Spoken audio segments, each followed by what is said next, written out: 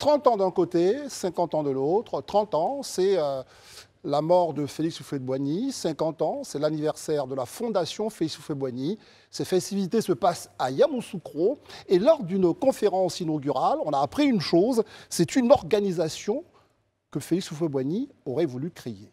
C'était l'Union africaine malgache de défense. Imaginez, c'était déjà le panafricanisme, mais tout cela n'a pu se mettre en place. C'est dire combien de fois Félix Houphouët-Boigny était un visionnaire. Je voulais vous partager d'entrée, pour ce numéro du Grand Talk, cette histoire qui se raconte en ce moment du côté de Yamoussoukro à la fondation Félix Houphouët-Boigny.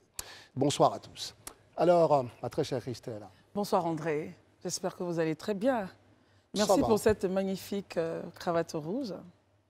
Vous savez, il y a des couleurs que je mets juste parce que, bon, voilà, elles représentent des couleurs primaires, des choses comme ça. Mais après, ce n'est pas des couleurs... Herman, ça me rappelle trop de choses. Bonsoir Christophe, bonsoir. Vous allez bien André, bonsoir, le rouge, il te va bien? Très bien, oui. Vous pensez à venir à l'équipe qui porte le rouge. Voilà.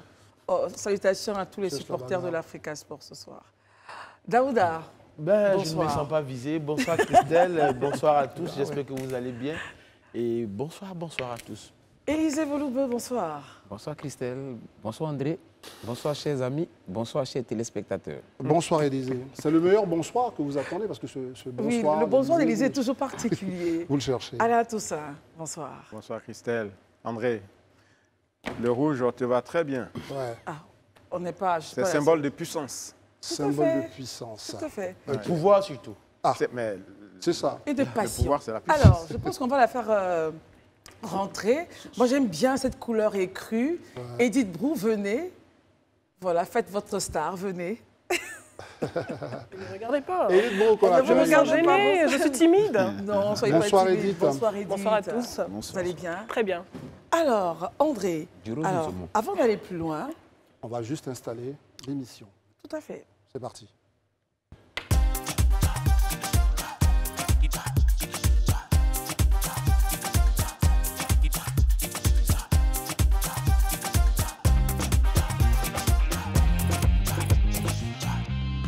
L'actualité est toujours dominée par le gouvernement ivoirien, par l'organisation à la tête de l'État. Vous le savez, depuis quelques jours, les choses se sont accélérées. Nouveau Premier ministre, nouveau gouvernement, même si les bases sont un peu anciennes. Et puis, aujourd'hui, premier conseil des ministres de ce gouvernement Mambé 1. On en parle aujourd'hui avec vous, Christelle. Alors, le président de la République, ce matin, donc, lors de cette session, disait du Premier ministre, au regard de votre expérience, tant au niveau du district d'Abidjan, dans le cadre de vos missions antérieures, de votre compétence et de votre sens élevé de l'État, je suis convaincu que vous saurez donner l'impulsion nécessaire à l'action gouvernementale en vue de poursuivre et de consolider les progrès remarquables que notre pays enregistre depuis une décennie. Mais pour en savoir davantage, cet élément, on se retrouve tout à l'heure.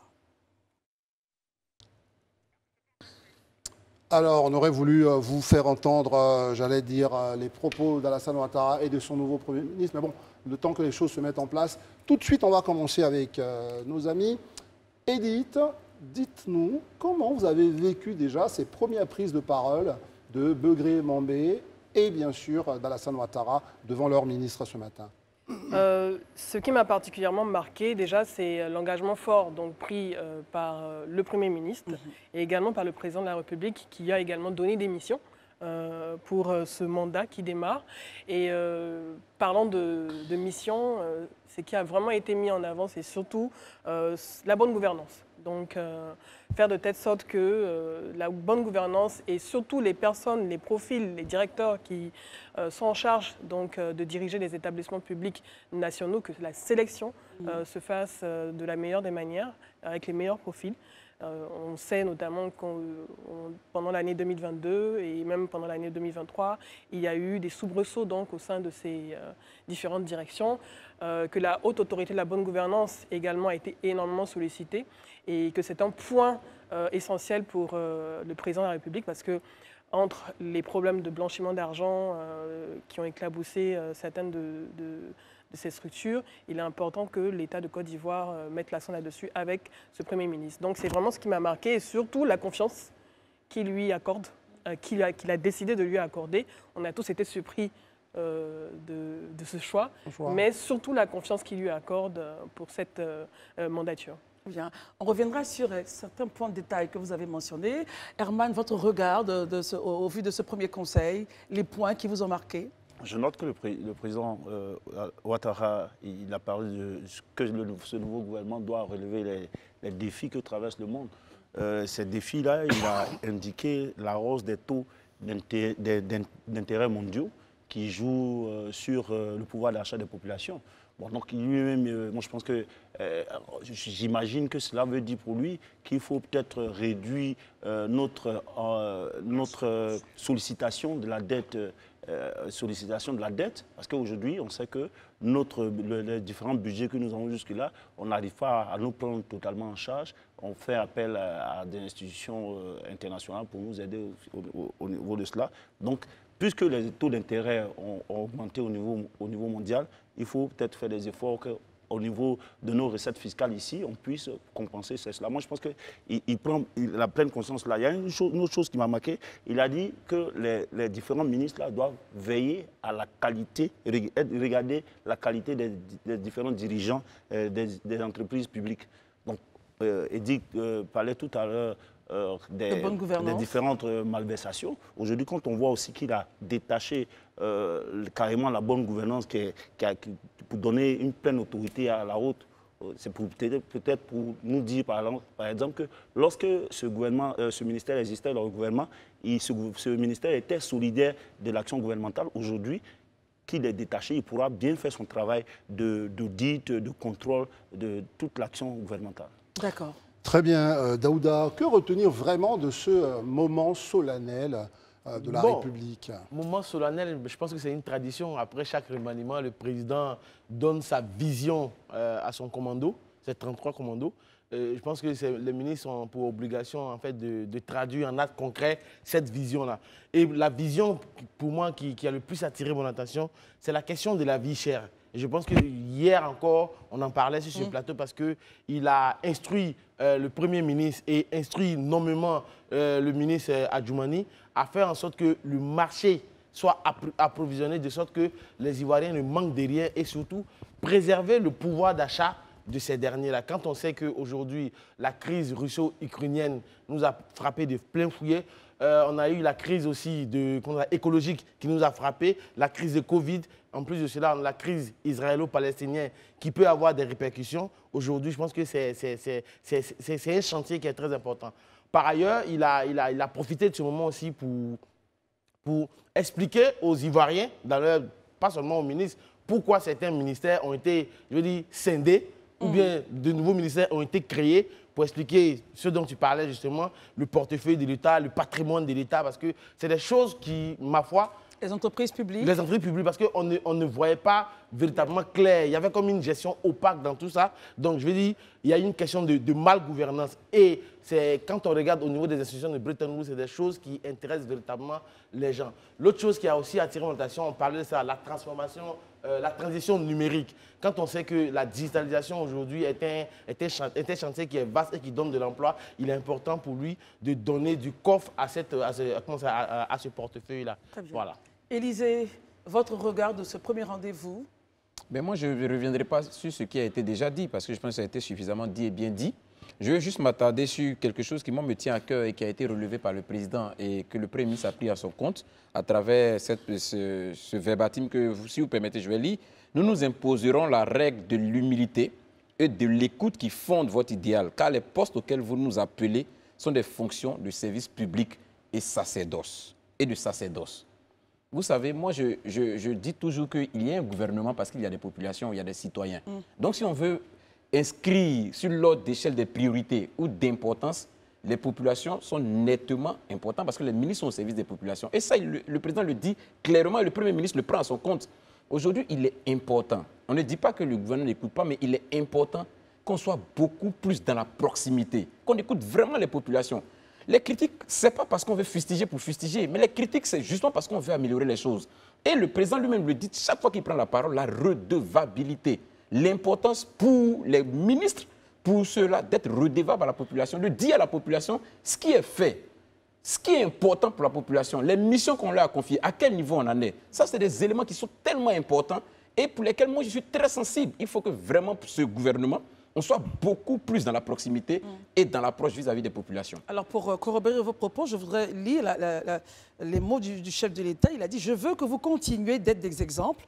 Je voudrais vous demander que vous fassiez preuve d'humilité et de proximité avec les populations afin de mieux les servir. Vous demandez de vous mettre au travail, de traiter les dossiers avec célérité et diligence. » Pour vous, c'est un point important que le président... Hyper important. Le président insiste dessus. Chaque fois qu'il a des discours, en tout cas vis-à-vis des membres du gouvernement, l'humilité. Voilà, il ne manque pas vraiment de revenir là-dessus. Cette proximité-là, il la veut. C'est vrai que lui, en tant que chef d'État, il ne sera pas forcément au premier contact avec les populations, mais les ministres ont vraiment cette opportunité-là de le faire. Très bien. Tout ça, Alain. Oui. Qu'est-ce que ce gouvernement devra faire que n'a pas su faire le gouvernement précédent? Écoutez, moi, je voulais juste revenir, parce que je pense qu'on est allé un peu vite dans le débat, sur la justification que le président donne au choix du Premier ministre. Très bien. Qui est méconnu, entre guillemets, des Ivoiriens, mais le président a la pleine connaissance de son parcours. Il a dit que sa nomination est la reconnaissance d'un riche parcours professionnel. Et on l'a vu après en consultant le pédigré du nouveau Premier ministre, qu'il a quand même commencé dans ce milieu et à la fois dans les affaires depuis longtemps et que c'est un technocrate. Et il l'a présenté comme étant un acteur de développement. Et ensuite, il évoque la présidence du district d'Abidjan. Voilà, à l'évidence, le président semble satisfait de son bilan à la tête de cette collectivité, enfin ce groupement de collectivités. Donc je pense qu'il a répondu à toutes les interrogations des Ivoiriens. Maintenant, s'agissant bien entendu de la mission, du cadrage, de la feuille de route, il a rappelé un certain nombre de choses, notamment consolider les performances du gouvernement et relancer le chantier du métro d'Abidjan, qui est comme un coup de pied qu'il donne un peu à l'ancien Premier ministre, dossier sur lequel il semblait avoir de claires divergences avec le président, compte tenu de la lenteur accusée par ce projet qui aurait dû naître depuis 2 ans et qui n'est même pas en phase de développement, mais bien au contraire. Donc sur ce point, le président a demandé que ce chantier soit relancé. Et puis bien entendu, sur la mobilisation des recettes fiscales internes, hier on en parlait rapidement, parce qu'on ne pourra pas continuellement demeurer un pays de taxes douanières. C'est-à-dire que l'essentiel de nos recettes provient des produits importés ou alors des produits exportés. On ne peut pas bâtir une économie solide sur ce modèle-là. Bien au contraire, c'est à l'intérieur qu'il faut collecter les fonds, quitte après à les compléter par des fonds qui viendraient de l'extérieur. Le président l'a dit que sur le marché aussi, les taux d'intérêt sont devenus sont allés à la hausse. Donc, on n'a pas d'autre choix que de nous concentrer à organiser notre économie. Et quand on parle de la transformation de l'économie, ce n'est pas seulement une question industrielle. Transformation, ça veut dire qu'il faut changer des méthodes. Il faut que l'État lui-même aille chercher l'argent où il est et demander aux contributeurs qui doivent le faire, de le faire afin de supporter le développement. Donc c'est quand même un cahier des charges d'une feuille de route assez claire. Et c'est un gouvernement, je vais dire, de conjoncture qui devrait aller jusqu'à 2025. Très bien. Merci vraiment pour ce premier tour de table terminé par Toussaint Alain. On va maintenant entendre le président de la République et son Premier ministre et on reviendra ici même pour encore décrypter leurs propos. Le nouveau gouvernement a pour mission de consolider les performances que notre pays a enregistrées au cours de ces dernières années en matière de paix, de sécurité, de stabilité politique, de croissance économique et bien sûr d'amélioration non seulement des infrastructures, mais des acquis sociaux indéniables des Ivoiriens. Le nouveau gouvernement doit bien évidemment relever les défis que traverse le monde et notre sous-région, ainsi que les différents chocs macroéconomiques qui se traduisent par une inflation généralisée, la hausse des taux d'intérêt mondiaux, avec pour conséquence la baisse du pouvoir d'achat des populations. On reprend l'antenne, justement, après les propos d'Alassane Ouattara. Mais on va écouter aussi le Premier ministre, qui lui, évidemment, à la tête de son commando, a sans doute répondu. Il a répondu, en restant au palais présidentiel ce matin. Quant à nous ici, on va continuer évidemment d'échanger autour de ces propos-là. Alain Toussaint a dit une chose essentielle. Est-ce que toutes ces missions-là, finalement, après 2-3 jours à fréquenter, disons-le comme ça, le nouveau Premier ministre, on se rend compte ou pas, vous allez nous dire, que finalement, ce n'est pas, j'allais dire, un inconnu au bataillon de la gestion des affaires de l'État. Edith ? Non, ce n'est pas un inconnu. Après, c'est, comme on l'avait dit ce lundi, on ne l'a pas beaucoup vu dans les médias, sur la place publique, avec des actions d'envergure. Oui, c'était le gouverneur, c'est le gouverneur du district, mais on n'a pas eu énormément de faits d'armes sur lesquels on pouvait discuter. Là, il a des missions. Le fait d'armes sur lequel on est revenu à plusieurs reprises lorsqu'on a fait son pédigré, c'est la réussite des Jeux de la francophonie. Et c'est certainement pour ça que le président de la République donc, lui a ajouté le ministère des Sports, la gestion du ministère des Sports, parce qu'il compte sur lui pour la réussite de la CAN à venir, la CAN 2023. Et il a bien spécifié dans les missions qui lui ont été... 2024. 2024. Bon, la CAN 2023 qui va se faire en 2024. Bien sûr. Exactement, et qui est prévue dans moins de 87 jours. Et il y a donc urgence. Et c'est une des missions, en tout cas, au-delà de tout ce qu'on a cité, qui est l'une des plus importantes également, vu l'urgence. Donc, ce que je retiens, on n'a pas vraiment beaucoup d'éléments, à mon avis, sur lesquels supputer concernant ces missions, parce que ce sont des missions à venir, on attend de voir comment ça va se concrétiser sur le terrain. Mais réussit-il toujours les missions qui lui sont assignées par le chef de l'État?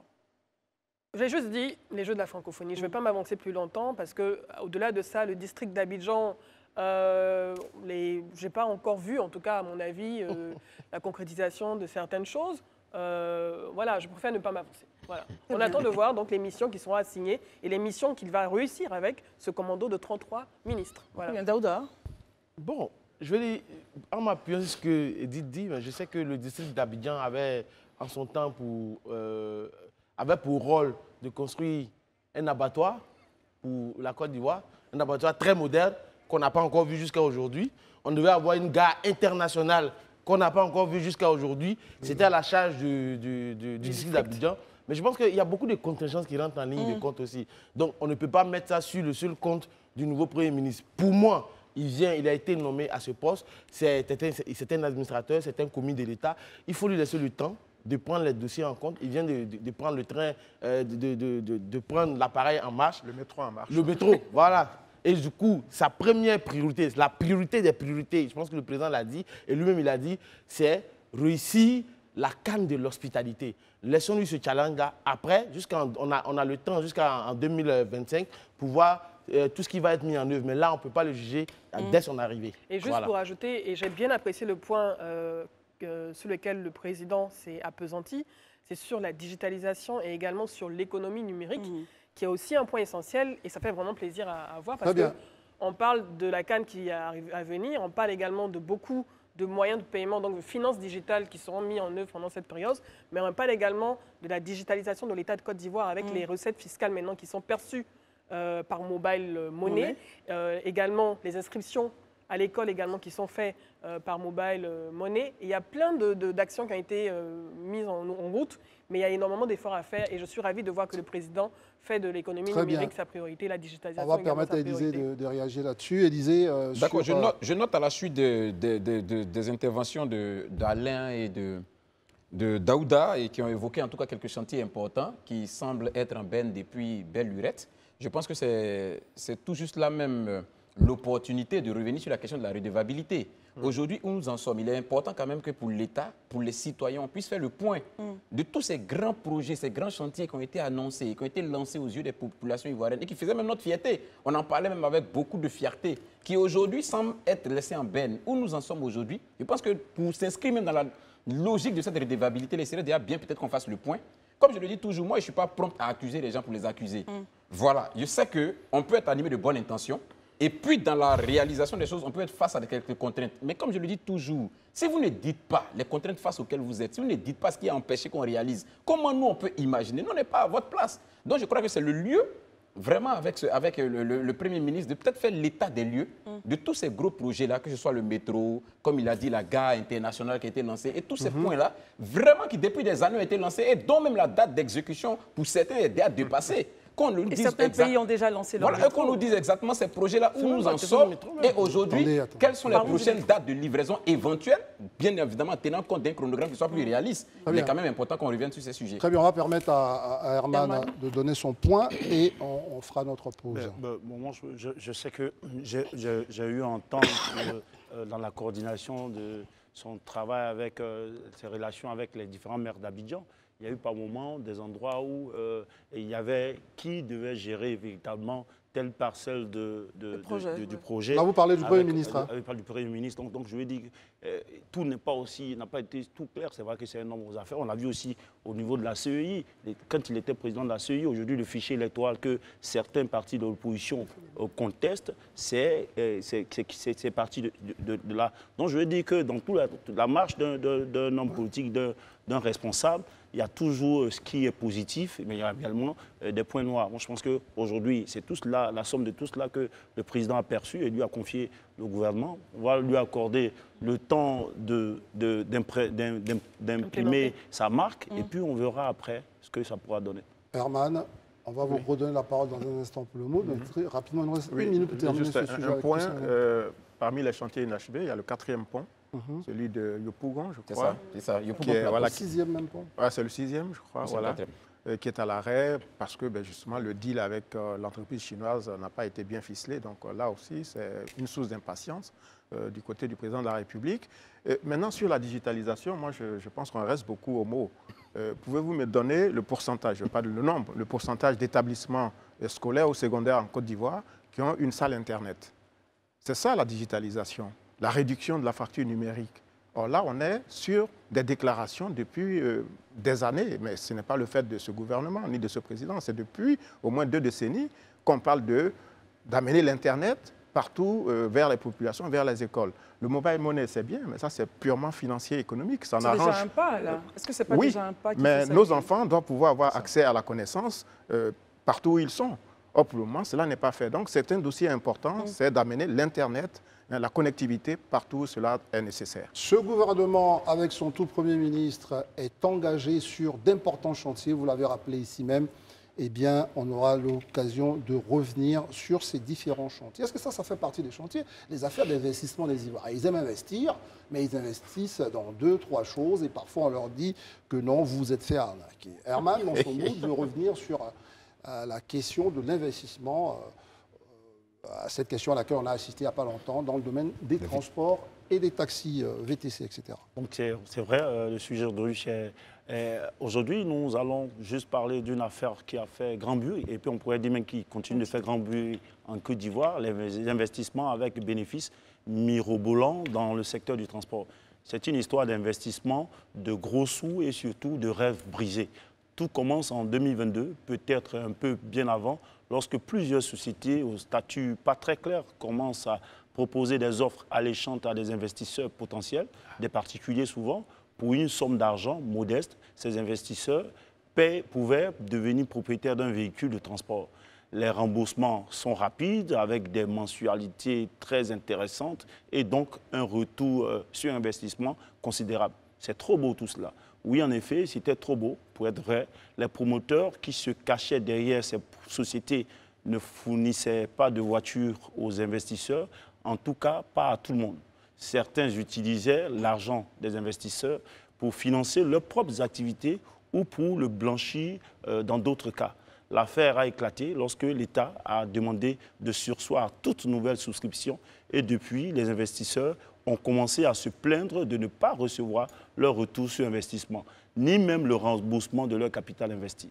Les autorités ivoiriennes ont ouvert alors une enquête de laquelle il ressort que les sociétés mises en cause contournent le dispositif réglementaire sur la carte de transport. Il n'y a aucune garantie sur la sécurité des fonds collectés.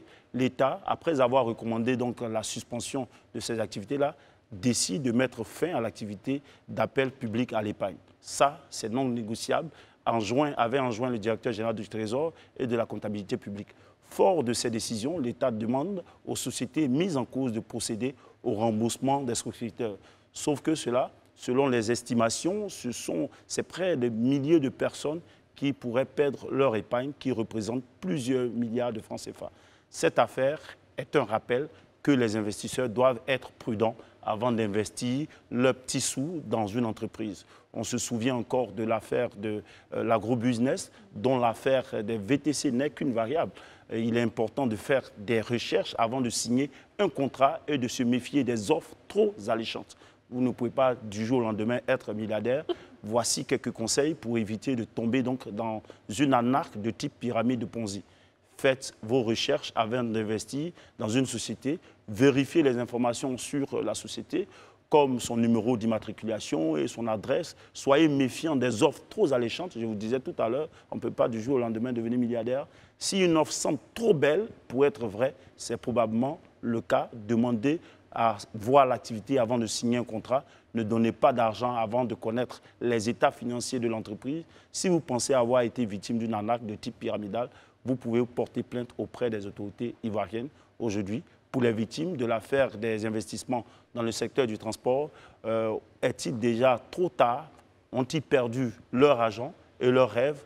En tout cas, c'est une histoire qui nous rappelle que l'argent facile n'existe pas. Il faut travailler pour avoir son argent et que les promoteurs, ces escrocs, sont toujours là pour profiter de la crédulité des gens. Très bien. Merci. Faites très attention. Bien. Très bien. En tout cas, Herman, votre mood, votre humeur, c'était évidemment d'attirer l'attention des uns et des autres sur cette affaire donc de VTC et d'investissement dans les sociétés de transport. Évidemment que ça vous intéresse, vous n'êtes pas les seuls, bien sûr. C'est passionnant. Vous n'êtes pas les seuls qui êtes, le seul qui est intéressé par ça. Vous aussi, cela vous fait réagir. Moi, rapidement, pour ajouter sur le point des recommandations, on peut avoir une société qui est implantée, qui est nouvelle et qui est clean. Mais le plus important aussi, dans la recherche, il faut se renseigner sur les dirigeants. Il faut se renseigner sur les dirigeants ou sur le dirigeant, voir un peu ce qu'il a fait, ce qu'ils ont fait, c'est très important parce qu'on est capable de faire un montage financier qui est magnifique. Et si vous êtes un néophyte, vous pouvez facilement vous faire avoir. Maintenant, au-delà de ça, les Ivoiriens ont envie d'investir. Ils épargnent, ils ont une épargne, mais ils ont envie d'investir. Et forcément, lorsqu'ils n'ont pas la possibilité d'avoir des informations ou d'avoir une éducation financière de qualité, mais ils vont tomber sur toutes les arnaques possibles. Raison pour laquelle il faut sensibiliser. Je pense que c'est le travail de la BRVM. La BRVM, la Bourse régionale des valeurs mobilières, devrait encore plus sensibiliser les Ivoiriens et les amener à investir à la bourse. Alain Toussaint, votre réaction? Oui, bon, la question qui me vient à l'esprit, c'est à qui la faute? Les responsabilités sont certainement partagées. Moi, je voudrais ici relever la responsabilité des banques. Parce que toutes ces personnes qui viennent avec des millions, des dizaines de millions, ont quand même une capacité financière qui doit être accompagnée par ces établissements bancaires. Et donc l'État, je pense, à l'issue ou à la suite de ces différents scandales, devrait peut-être ouvrir un dialogue avec les banques afin que celles-ci puissent accompagner les Ivoiriens qui désirent investir. On ne peut pas continuellement abandonner la population dans ce type de circuits et de pratiques qui, au final, leur font perdre leurs épargnes. Docteur Yoboué, bonsoir. Bonsoir, madame. Vous allez bien? Ça va bien, merci. Merci d'être avec nous. Je vous en prie. Vous êtes enseignant-chercheur, expert en intelligence artificielle, en marketing digital. Et avec vous, on va parler donc de l'IA, l'intelligence artificielle. Connue, tout le monde en parle, mais est-ce que véritablement nos populations maîtrisent la quintessence de cette définition? Pourrait-on la connaître avec vous? Merci beaucoup, madame. Je suis docteur Yoboué, comme vous avez dit. Alors, j'ai fait mon doctorat en Chine, où j'ai passé autour de 7 années. Et je suis maître assistant donc, des universités, donc enseignant-chercheur à l'ISTC Polytechnique. Alors, donc, parlant de l'IA, c'est vrai qu'on parle de plus en plus de l'IA aujourd'hui, mais l'intelligence artificielle a une histoire. Et cette histoire va débuter dans les années 1956, où des chercheurs aux États-Unis vont introduire donc, la notion de l'IA, qui sera beaucoup critiquée en 1973, et par la suite, avec la montée en puissance donc, des informations, on va connaître une accélération, on va dire, des outils tels que le IA. Alors donc, est-ce que nos populations connaissent ou bien elles sont au courant, n'est-ce pas, de l'évolution de l'IA ou bien comment nos populations voient l'IA. D'une manière générale, si on veut donc définir l'IA, on va dire que c'est le pouvoir que l'homme donne à la machine pour faire une activité pour le bien de l'homme lui-même. Et donc, en Afrique, en Afrique, on n'a pas encore perçu tous les contours de l'IA, c'est encore nouveau, mais sous d'autres cieux, bien évidemment, c'est intégré dans la vie donc, des populations. Quels sont ces contours que les Africains devraient percevoir Qui n'ont pas encore perçu. Qui n'ont pas encore perçu. Pourquoi ce serait important pour un Africain d'utiliser une intelligence artificielle? Ok, donc la première révolution industrielle a commencé donc, après l'invention de la machine à vapeur. Et donc la machine à vapeur qui va faciliter la vie des populations en mécanisant donc l'agriculture. Et donc toute intelligence artificielle, toute intelligence, même toute révolution vient pour résoudre un problème. Donc le but de l'intelligence artificielle, c'est de permettre à l'homme de gagner en temps, de briser donc les barrières géographiques et de travailler plus rapidement. Et donc ça facilite les conditions de vie de l'homme. Ce que l'homme pourrait faire, on va dire, en 12 heures, l'intelligence artificielle va faire en 30 minutes ou bien en 1 heure. C'est bien pour ça, Dr Yobo, que je voulais quand même vous poser la question. Si. Est-ce que finalement, on ne nous fait pas croire que c'est tout nouveau, alors que, évidemment, ça fait des siècles et des siècles que la technologie voilà, est parmi nous et que ce n'est pas si nouveau que ça. Alors, au fond, qu'est-ce qui est nouveau? Est-ce que ce n'est pas la prégnance de la digitalisation? Ok, ce qui est nouveau, c'est l'avènement du Web 2.0 dans les années 95, lorsque on a l'avènement des réseaux sociaux numériques. Alors donc, avec l'avènement des réseaux sociaux numériques, on aura la disponibilité de l'information. Ok, donc on aura la disponibilité de l'information et à cause de la pluralité de l'information, l'intelligence artificielle dans son développement connaît une accélération. Très bien. Oui. Quelle est la place de l'humain? C'est la crainte. Hein? Oui, c'est ça. Quelle est la place de l'humain? Je ne vous informe pas, je ne vous dis rien. Mais vous savez que l'année passée, en Chine, on va fabriquer la première femme chef d'entreprise purement robot.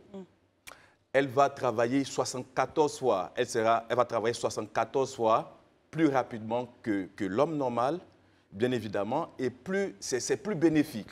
Okay? Alors donc, la place de l'humain, c'est le fait donc d'associer, on va dire, l'homme et la machine. Donc, je veux dire, le futur sera donc une collaboration entre l'homme et la machine. Mais je vais aller plus en Permettez, enfin, j'aimerais comprendre. Hein. Oui, si. Quand vous dites que dans ton sens, en fait, parce que quand tu dis la vas-y. place de l'humain, c'est surtout les menaces sur les emplois. Sur les emplois, si en fait, exactement. Un robot est capable de prendre mon poste de DG, de ne pas tomber malade et de travailler 74 heures et tout, ben, où est ma place? Est-ce que les métiers ne vont pas disparaître? Oui, en même temps que les métiers disparaissent, il y a d'autres métiers qui se créent. C'est pourquoi, à un certain moment, lors de ma formation, j'étais obligé de faire un deuxième master en Chine, plus un doctorat, à cause du futur. Et, on doit s'update. Vous comprenez? Il faut s'update, il faut se mettre à jour. À jour, merci. Il faut se mettre à jour. Et donc, il doit y avoir des politiques au niveau de la formation. Docteur Yoboué, non, vous en faites pas, on va assez rapidement parce qu'évidemment, on comprend bien ce que vous dites. Est-ce que, quand même, on n'est pas dans une forme de, je ne vais pas dire d'utopie, de nous parler d'intelligence artificielle, alors qu'à Ouagadougou et dans bien d'autres contrées de la Côte d'Ivoire, il n'y a même pas encore l'ordinateur pour faire du Word. Donc voilà, commençons là où on doit commencer. Est-ce que vous n'êtes pas en train de faire peur à tout le monde, alors qu'en fait, il faut commencer déjà par maîtriser Excel et Word? Oui, c'est pourquoi il y a des associations au niveau donc, du digital des femmes. Je vois Edith Bro qui est très active, n'est-ce pas, sur les réseaux et un peu partout. Parce que l'enjeu du monde de demain, chers messieurs, ne voyez pas, le monde devient un village. Et ça avance vite. Le monde ne va pas vous attendre. Pendant qu'à Ouagadougou, vous n'avez pas Internet. Mais ça avance. Dougou, c'est ça, c'est ça. Si on prononce bien. On m'a dit Niakara. Niakara, c'est encore plus facile. Donc le monde avance. Il y a la compétition. La première fois que j'arrive en Chine, en 2013, je pensais que j'aurais affaire à plus d'1 milliard de personnes. Donc on aura fait le bruit partout. Mais j'arrive à Shanghai, la ville est calme. Les jeunes sont en train de travailler. Parce que le futur, c'est aujourd'hui avec l'AI. Il n'y a plus de futur. Le futur, est déjà là. Le futur, c'est déjà là. Donc, il faut prendre des décisions, n'est-ce pas, pour des politiques donc, universitaires, des politiques de formation pour orienter nos jeunes. Mais mieux, il faut que de bonnes volontés, ce que vous faites, c'est très bien, des bonnes volontés partent. Parce que l'État ne pourra pas tout faire. Très bien. Daouda va réagir et moi, une autre question pour vous. J'ai une grosse Allez-y, s'il vous plaît. Concernant, en fait, une inquiétude concernant votre femme directrice qui est robot. Oui. Parce que je sais que l'être humain, souvent, les décisions que le robot peut prendre, il prend juste, il n'y a pas d'émotion, il n'y a rien. Or, un être humain, il peut avoir de l'empathie, il peut regarder certains contingents pour prendre ses décisions. Oui. Est-ce que votre IA peut prendre ces décisions-là en prenant en compte ces facteurs, les facteurs sociologiques, les facteurs émotionnels pour prendre ces décisions? Ce que vous dites, c'est une très belle question. Avec la machine learning et donc avec le fait qu'il y ait ces réalités, alors les spécialistes donc, en intelligence artificielle, en robotique, réfléchissent sur la question pour donner d'autres sensations aux robots. Par exemple, Alibaba crée une application où tu peux ressentir les rouges à lèvres sur tes lèvres, ou bien tu peux les voir. Donc ça avance. Et donc, au fur et à mesure qu'on avance, on est en train de donner d'autres propriétés à l'IA pour pouvoir agir. Mais à l'heure actuelle, M. Daouda, à l'heure actuelle, vous avez certainement raison, il y a un peu de limites sur certaines applications en termes d'émotion, en termes de sentiments. Et rapidement, avant de passer la parole à Alain, rapidement, est-ce que vous pensez que finalement on n'a pas perdu la bataille? Parce qu'on est encore à utiliser un outil que nous n'avons pas développé. Je prends par exemple ChatGPT parce que c'est par là que tout le monde a connu un peu l'intelligence artificielle. Nous, Africains, on ne l'a pas développé. On ne maîtrise pas l'intelligence artificielle et on va encore se faire dominer. Est-ce que finalement, on n'a pas perdu cette bataille? Je suis heureux d'être parmi les premiers digitaliens en Côte d'Ivoire, l'un des premiers docteurs en e-commerce. Mais on ne va pas s'avouer, on va dire, vaincu. OK? Moi, j'arrive à Shanghai, et plus précisément à Jiangsu, et je suis parmi les 3 meilleurs étudiants. Et donc, on a la capacité de réfléchir comme les Chinois. Ils ne sont pas plus intelligents. On va aller plus vite. Ils ne sont pas plus intelligents que nous. Et donc, il n'est jamais tard pour mieux commencer. C'est l'heure maintenant. Nous sommes à la 4e révolution industrielle. Le monde est devenu numérique. Et donc, si on ne s'y met pas, je pense qu'on aura tout loupé. Très bien, docteur Yoboué, écoutez, on le dit depuis le début de cette saison, on va en reparler forcément. Quand tout cela va revenir. Il faut absolument. Est-ce qu'on aura un André On peut avoir un avatar dans le monde virtuel. Et puis bon, ça peut être quelque chose de bon. Il y en a qui ont des épouses. Voilà, on a vu des personnes sur des réseaux. J'ai vu ces vidéos-là. Qui ont acheté des poupées voilà, qui sont censées... Ils sont mariés. Ils sont mariés, il faut... C'est le couple. Enfin, on va où? Très bien. Il faut vraiment qu'on puisse avoir le temps d'en parler. En tout cas, merci d'être venu. Oui. Ça pourrait être l'objet d'un débat plus ouvert et plus large, mais vu les contraintes de temps, on va donc poser et puis vous demander juste de nous rejoindre juste après, tout à l'heure.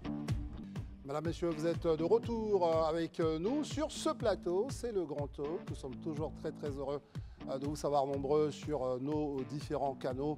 206 pour ceux qui possèdent donc le bouquet Canal+, 6 pour ceux qui sont sur la TNT, la télévision numérique terrestre. Merci de votre confiance. Après une première partie d'émission extrêmement riche en propos, en propositions, en échanges, nous revenons pour une deuxième partie. On va parler de maladies cardiovasculaires. Il faut évidemment que vous sachiez comment faire pour vous mettre à l'abri de toutes ces situations, de toutes ces pathologies, Christelle. Oui, et justement, pour en parler, nous allons recevoir un invité qui va venir nous donner quelques conseils, surtout sur le dépistage des facteurs de risque des maladies cardiovasculaires. L'AVC est très vite arrivé, l'hypertension, les premiers signaux. On ne prend souvent pas garde de tous ces facteurs-là, de tous ces aspects-là. Et puis un jour, voilà, patatras, c'est la catastrophe. Et la tombe n'est pas loin, pour ne pas effrayer les personnes. Bonsoir, docteur. Bonsoir. Comment allez-vous? Je vais très bien, merci. Alors, vous êtes docteur Aboubacar Sylla. président de l'association Graines d'Ivoire et Santé, AGIS. Tout à fait. Il est important, voire même primordial, de parler de maladies cardiovasculaires. Oui, merci déjà de me recevoir aujourd'hui. C'est intéressant d'avoir une fenêtre de communication pour pouvoir parler de ce fléau, on peut dire. Hein. C'est quand même la première cause de mortalité des patients âgés de plus de 25 ans. Donc, il faut en parler. Maladies cardiovasculaires, mais aussi comorbidités, c'est-à-dire les maladies qui peuvent être des maladies qui peuvent tuer sournoisement. Vous avez bien dit le mot. Hein. On peut en mourir, on peut en décéder, on peut aussi avoir des pathologies chroniques et compliquées sur ces comorbidités-là. Ok, pourquoi vous pensez qu'on doit aujourd'hui en parler dans le contexte ivoirien? Qu'est-ce qui se passe justement autour de ces maladies? Eh ben, déjà, il faut savoir que les maladies cardiovasculaires, on en a beaucoup parlé pendant la période du Covid. C'est ça. En fait, si vous vous rappelez, quand la pandémie de Covid-19 a débarqué sur la Côte d'Ivoire, on s'est rendu compte qu'une bonne partie des patients qui étaient hospitalisés avaient des comorbidités. Une comorbidité, c'est quoi? C'est une maladie chronique. Ça peut être une insuffisance rénale, ça peut être un diabète, ça peut être une hypertension, une maladie respiratoire que vous aviez déjà. Mais on se rend compte que lorsque vous aviez une comorbidité et que vous êtes atteint de la Covid-19, votre pronostic vital, il est tout de suite engagé. Donc c'est souvent des gens qu'on retrouvait hospitalisés qui faisaient une infection respiratoire plus grave que les autres. Et donc là, ça a eu, on va dire, il y a eu un miroir grossissant sur ces pathologies-là, puisque maintenant, on se disait, mais attention, qui a une comorbidité parce que la Covid-19 est là? Qui doit se vacciner parce que la Covid-19 est là? Qui doit faire plus attention que les autres parce que la Covid-19 est là? Et donc, du coup, on a un petit peu regardé de plus près ces pathologies-là aussi, mais en sachant qu'elles étaient déjà là et qu'elles faisaient déjà pas mal de dégâts. Les facteurs déclenchants, c'est très important. On parle souvent de stress, on parle souvent de situations qui mettent à mal votre système respiratoire, sûrement peut-être la cigarette et d'autres facteurs. Mais quels sont véritablement les facteurs déclenchants des maladies cardiovasculaires? Ah, il y en a plusieurs. Il y en a plusieurs. Déjà, ce qu'il faut savoir, c'est que quelquefois, on peut être de famille hypertendue. Il n'y a pas forcément de facteurs déclenchants. Vous avez une mère hypertendue, un père hypertendu, vous avez de fortes chances, vous aussi, d'être hypertendu. Vous avez beau faire tous les examens que vous voulez, on ne va pas trouver d'origine particulière. Vous êtes hypertendu, comme ça, vous déclenchez des fois du jour au lendemain. Évidemment que le facteur de risque du tabac, de l'alcool, de la sédentarité, de l'obésité, de l'alimentation grasse, du cholestérol, de toutes ces petites des choses qu'on connaît en plus, hein, vont être des facteurs qui vont déclencher ces certaines personnes. Et bien évidemment, vous avez dit le mot tout à l'heure, le stress. Le stress, c'est quand même un facteur qui vient un petit peu, pas forcément déclencher, mais qui vient peut-être aggraver quelquefois un terrain déjà d'hypertension. Très bien, merci docteur. On va permettre à Toussaint Alain de vous interroger. Juste une petite question. Qu'en est-il de la prise en charge justement des personnes qui peuvent être victimes de...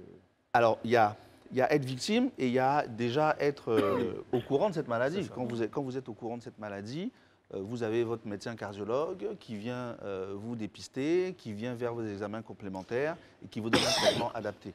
C'est valable pour les maladies cardiovasculaires, c'est valable pour le diabète, c'est valable pour l'insuffisance rénale, je parlais des comorbidités, c'est valable aussi pour les insuffisances respiratoires. Donc il y a toute une batterie de médicaments et tout un suivi qui est tout à fait réalisable et qui est accessible à tout le monde. Les hôpitaux aujourd'hui sont équipés pour évidemment, faire face à... Évidemment, les médecins sont compétents pour ça, les hôpitaux sont équipés. Sauf que, il y a des fois un gap, c'est-à-dire que je vais vous parler par exemple des résultats qu'on a eus à Niamey, puisque je parle aussi de la campagne de dépistage qu'on mène en ce moment. On en parlera. On a eu des cas où des patients qui savent qu'ils sont à comorbidité, qui ont une maladie chronique, mais lorsqu'ils ont été dépistés, on voyait qu'ils ils ont été testés positifs. Vous avez aussi des cas de patients qui n'avaient pour eux pas de signes, pas de problème, pas d'antécédents. On les dépiste, 50% des gens qui pensaient ne rien avoir, on a dépisté soit un diabète, soit une hypertension, soit une maladie cardiovasculaire. Donc vous voyez qu'à à un moment donné, ce n'est pas que le suivi, c'est aussi des fois un petit peu un facteur. Alors, quel est l'état des lieux donc des maladies cardiovasculaires en Côte d'Ivoire? Est-ce que vous, en tant que professionnel, depuis 5 ans, vous avez noté une... Plus que ça, 10 ans. 10 ans, ok. 10 ans que l'ONG existe. Oui, mais bon, je sais d'avoir une fenêtre un peu plus courte pour voir un peu l'évolution. Oui. Est-ce que depuis ces années, 5 ou 10 ans, vous constatez une évolution du nombre de cas de maladies cardiovasculaires, d'AVC en Côte d'Ivoire? Quels sont les chiffres réels et quelles sont les populations qui sont les plus touchées, les tranches d'âge par exemple? Alors, ce qu'il faut savoir, c'est que nous, en fait, au début, on n'était pas focalisé sur les maladies cardiovasculaires. Les maladies cardiovasculaires, on va dire que ça s'est vraiment mis devant nous quand on a commencé à traiter les maladies à Covid-19. Là, on s'est vraiment intéressé aux maladies cardiovasculaires et les comorbidités. Avant ça, on faisait les maladies respiratoires chez les enfants et la santé mère-enfant. Mais ce qu'il faut savoir, c'est que, comme je disais tantôt, c'est quand même la première cause de mortalité en Côte d'Ivoire pour les gens au-dessus de 25 ans. Au-dessus de 25 ans. Au-dessus de 25 ans, c'est la première cause de mortalité. Donc, c'est déjà pas négligeable. Rien que ça. Ensuite, bien évidemment, par rapport à ce qu'on s'est dit tout à l'heure, c'est quand même aussi une pathologie qui a tendance à, mine de rien, pas forcément régresser tant que ça. Donc, elle ne régresse pas. Donc, finalement, avec les avancées technologiques et médicamenteuses, finalement, implicitement, elle augmente. Puisque, normalement, on devrait pouvoir bien diminuer le taux de mortalité, mais finalement, ça ne diminue pas tant que ça. Donc, finalement, ça augmente quand même. Donc, il y a quand même une proportion d'augmentation. Élisée? Bon, là, vous dites que c'est la première cause de mortalité. Moi, ça m'inquiète. Hein. Pour des gens au-dessus de 25 ans, on se voit vraiment dans cette fourchette-là. On est donc menacé. Évidemment. De façon concrète, dans l'opinion, tout le monde se dit, ou du moins on entend dire que les maladies cardiovasculaires ça a augmenté avant, on n'avait pas ça. C'est-à-dire que dans les années antérieures, c'était difficile même de voir des jeunes même de 25 ans, un peu plus même, avoir cette maladie. Mais aujourd'hui, tout le monde est quasiment exposé. Qu'est-ce qui explique ça en réalité? Parce qu'on ne peut pas dire que c'est subite, il y a forcément une cause. Mais moi, je dirais que c'est l'environnement. C'est l'environnement, parce que, comme on l'a dit tout à l'heure, les facteurs de risque augmentent. La sédentarité, on est beaucoup plus sédentaire que nos parents. On a une alimentation... Pas de sport. Exactement. On a une alimentation beaucoup moins saine que nos parents. Et ça, c'est factuel, on le sait. On a une alimentation très riche, très sucrée, très grasse. Et peut-être plus que nos parents, on subit peut-être plus le stress aussi. Est-ce que c'est parce qu'on devient une société un peu plus individuelle? Est-ce qu'on a des métiers beaucoup plus stressants, qui demandent plus de rentabilité ou d'objectifs à atteindre? Ça demande peut-être plus d'investigation, mais il est clair qu'on est quand même beaucoup plus exposé qu'avant. Et ce qui est plus marquant, c'est qu'on sent que l'âge régresse. C'est-à-dire que le déclenchement de l'hypertension descend en âge. C'est-à-dire qu'avant, on pouvait dire qu'on pouvait déclencher une hypertension autour de 45 ans. Maintenant, vous savez que vous pouvez trouver des gens à 30 ans qui déclenchent des hypertensions. Évidemment. On va permettre à tous Alain de vous relancer. Et puis après, des personnes exposées. Est-ce que le supporter des éléphants de Côte d'Ivoire est particulièrement exposé? Il était là à placer celle-là. J'en rigolais hier. Je disais, football club d'AVC. C'est-à-dire qu'en fait, ça veut dire qu'il va falloir attraper son cœur parce que c'est riche en émotions et on voit justement, je l'ai vu. Il y en a qui craquent. J'ai vu quelques images aujourd'hui sur les réseaux sociaux où vraiment on sent que là, il y a tout dedans. Il y a le cœur même qui est dedans. Moi, avec votre ONG, lorsque vous faites les dépistages et qu'on constate qu'il y a des gens qui sont positifs, comme vous le dites, qu'est-ce qui est fait après? Alors, en général, lorsqu'ils sont dépistés, ils ont un parcours assez précis. Hein. Ils arrivent, ils sont enregistrés. On prend le poids et la taille, parce que quand vous prenez le poids et la taille, vous pouvez mesurer l'indice de masse corporelle. Tout à fait. On peut savoir si la personne a un poids plutôt normal ou elle est obèse, surpoids et surpoids, on va dire, morbide. Surpoids morbide, c'est que vous êtes au dernier échelon et là, vous mettez votre corps en hyper-stress. C'est très grave. Hein. Ensuite, on prend leur tension, on prend la glycémie. Et lorsqu'on voit des anomalies, ils sont tout de suite dirigés vers un médecin. Et le médecin recontrôle. Et après ce recontrôle-là, on peut tranquillement commencer à les conseiller. Lorsque vous avez des gens qui arrivent avec des cas graves, à Niamey, on a eu des poussées hypertensives à 22 de tension, des dames qui avaient 70 ans, 65 ans. C'est souvent les femmes qu'on a eues avec des poussées hypertensives. Et certaines savaient qu'elles étaient hypertendues, elles étaient suivies normalement pour ça, mais ils ne prennent pas leur traitement. Donc forcément, ils arrivent, on fait le dépistage et on les traite tout de suite en urgence. Et c'est pour ça l'avantage qu'on est dans un hôpital. Et là, je remercie aussi le ministère de la Santé qui nous offre la possibilité de pouvoir faire ces missions-là dans les hôpitaux. On peut tout de suite les orienter aux urgences, voir un médecin sur place pour la suite des investigations. Vous voulez aller sur la même chose, hein, autre chose? Oui, en fait, je voulais le relancer parce que ce que je veux savoir, est-ce que l'ONG après n'a pas juste orienté? Est-ce qu'il y a une aide derrière? Parce qu'on sait que les médicaments concernant les maladies du cœur, ça coûte quand même relativement cher. D'office. Alors, comme je disais, notre but, c'est vraiment de faire en sorte que les gens connaissent leur statut. C'est très important de connaître le statut. On n'a pas forcément vocation à faire du suivi à moyen terme ou à long terme. Ce n'est pas notre vocation. On a ce projet Oxygène pour tous qu'on a mis en place avec la Fondation Prudence. Justement, j'allais vous en parler, voilà. parce que quand Daouda a dit ça, évidemment, même la période de dépistage, ce que vous mettez en place, ça coûte un certain montant. Évidemment. montant. Et à ce moment-là, comment vous faites? Vous vous faites accompagner par des fondations, vous en parliez tout à l'heure. Évidemment, et si je parle de ce partenariat-là qui a vraiment pris corps avec l'arrivée de la Covid-19, avec la Fondation Prudence, où très vite, on a pu réaliser ce partenariat pour riposter contre la Covid. On a bien parlé de riposte. Vous vous rappelez, dans les années 2020, on parlait de riposte.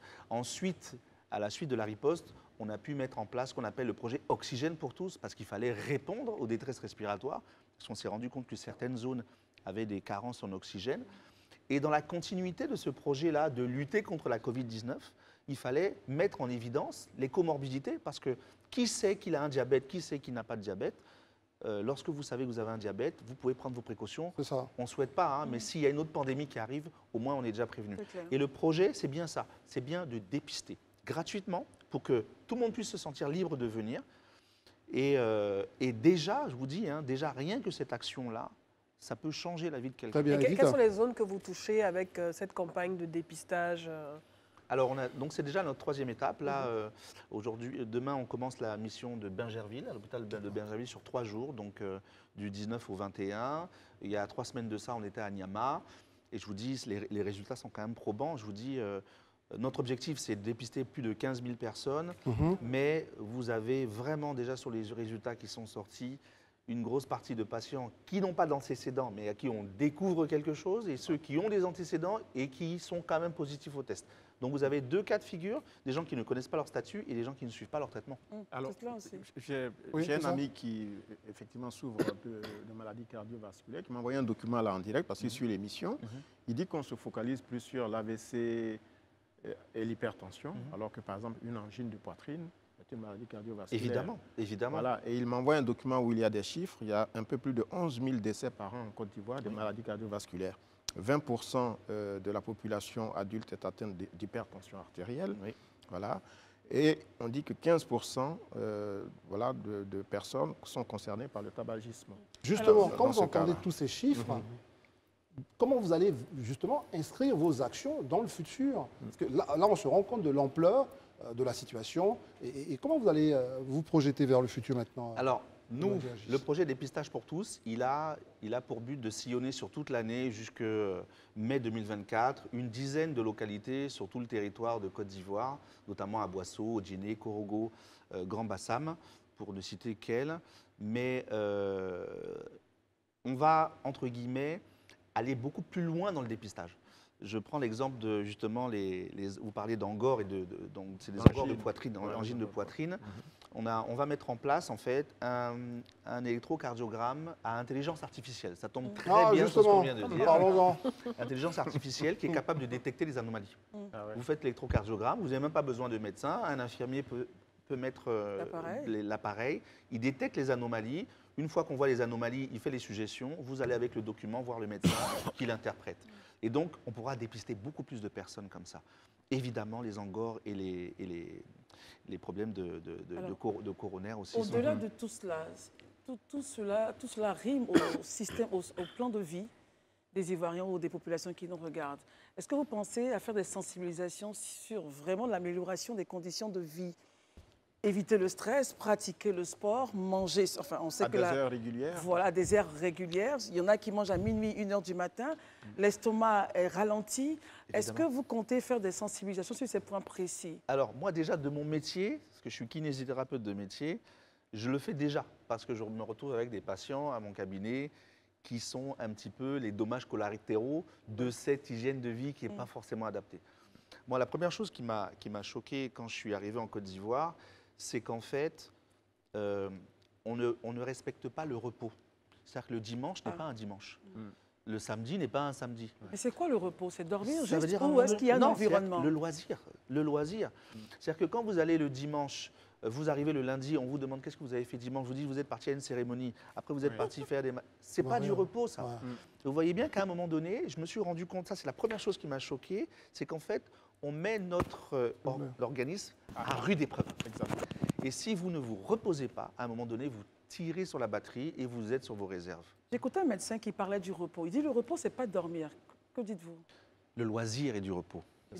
Se divertir est du repos. Mettre son cerveau... Exactement, faire autre chose que... de la musique. Voilà, c'est ça. Très bien. Aller au cinéma, mais pas au foot. Aller au cinéma, et il a dit pas au foot. Et on parlera de... Justement. D'arrêter d'aller trop à des funérailles. Et au foot, puisque justement, vous êtes pour qu'on pratique les choses, le sport, les choses saines. En votre présence, on va parler un peu de foot pour se quitter. Et puis, vous allez nous dire au revoir à travers un petit message. Les éléphants ont joué, et ça, vous aimez bien voir les footballeurs courir et faire du sport. Ah oui, ça. moi je suis fan. Vous êtes fan. Hein. Alors, c'était donc hier. Ouais. Voilà, les éléphants de Côte d'Ivoire ont été tenus en échec. Daouda a fait prédit. Il avait dit qu'il fallait enlever vos cœurs sur ces éléphants-là, il n'y aura rien. Et juste après sa prédiction, je pense, quelques minutes après, les éléphants ont dit nous sommes là, mais on n'a pas pu gagner, c'est pas bien grave. Ce joli but de Haller. C'est très belle tête de Haller, très belle tête. On a crié ici au studio, on est resté là sur le téléphone d'André pour regarder cela. Alors Alain, réaction. Ils ont juste fait le juste milieu, ils ont fait ce qu'il sans fallait. trop mouiller le maillot, ou ils ont bien bossé? Non, je pense qu'il y avait de la volonté, mais je pense qu'ils n'étaient pas dans des meilleures conditions de préparation. Ce n'est pas en résidant dans un hôtel qu'on prépare une compétition ou même un match amical de ce niveau-là. Donc il va falloir que la Fédération ivoirienne et le gouvernement prennent des initiatives, peut-être pas à l'occasion de cette CAN, mais après, qu'on construise un vrai cadre de vie pour nos joueurs de football. Ce n'est pas en étant dans un hôtel qu'on peut aborder une compétition. Alain, vous avez parlé des conditions de préparation, donc tout ça, et dites-vous, vous étiez au terrain. Oui, j'étais au terrain. Parlez-nous de ce que vous avez ressenti justement en étant dans cette bonbonnière du Stade Félix-Houphouët-Boigny. Semblait-il fatigué? Oui, il semblait fatigué. Je veux dire, dès les premières minutes de jeu, déjà les 7 premières minutes, on prend un but et le jeu, il était décousu. En fait, je n'ai pas reconnu cette équipe entre le match contre le Maroc et ce match-là. Donc on les sentait vraiment fatigués. Et je rejoins un peu le point d'Alain.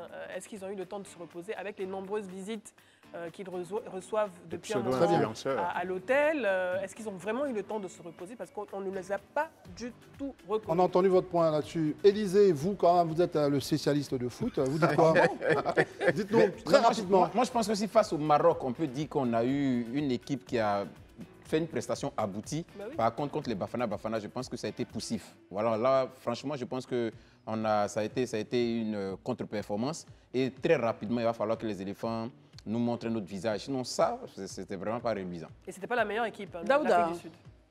Bon, c'est vrai que quand généralement je parle, ça donne l'impression que je faut que ce soit court. Oui, que je leur en veux, mais en réalité, je ne vais pas y mettre mon cœur. Parce que depuis le pénalty contre les Chipolo, j'ai décidé de Très bien. suivre le foot. Très bien, merci Daouda.